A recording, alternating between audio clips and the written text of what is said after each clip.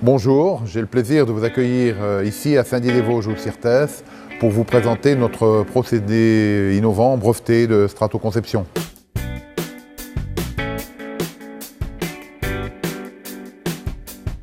Une pièce, un volume 3D qui a été enregistré au format STL.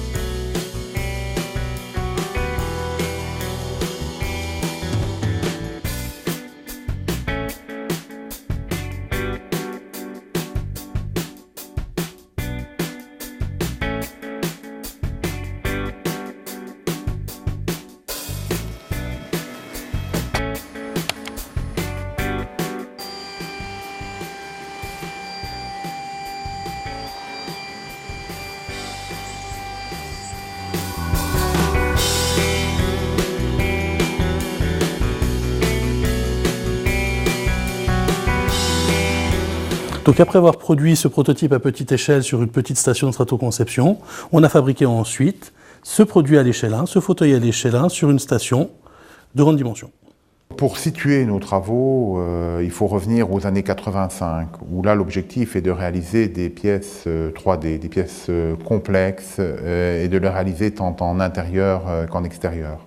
Notre idée à l'époque a été de trancher virtuellement une pièce et ensuite de la reconstituer en couches et dans nos travaux à partir de couches solides. Donc c'est à ce moment-là que nous avons fait les premiers travaux et breveté en 1991 le procédé français de stratoconception. À partir de ces travaux, depuis 1991, pour développer, pour créer le logiciel, les stations de travail, l'idée a été de créer le CIRTES, Centre de recherche et développement, qui a permis d'innover, qui a permis de déposer évidemment au cours du temps de nouveaux brevets et surtout de faire émerger les stations qui sont aujourd'hui sur le marché. Le procédé de stratoconception, du fait de l'assemblage de couches solides, est sans limitation de forme, et sans limitation de taille, et sans limitation de matériaux surtout. Il est possible de réaliser des pièces en bois, en polymère et surtout en métal. Aujourd'hui, les médias parlent d'impression 3D. Notre procédé de fabrication additive, bien sûr, se situe dans ce contexte.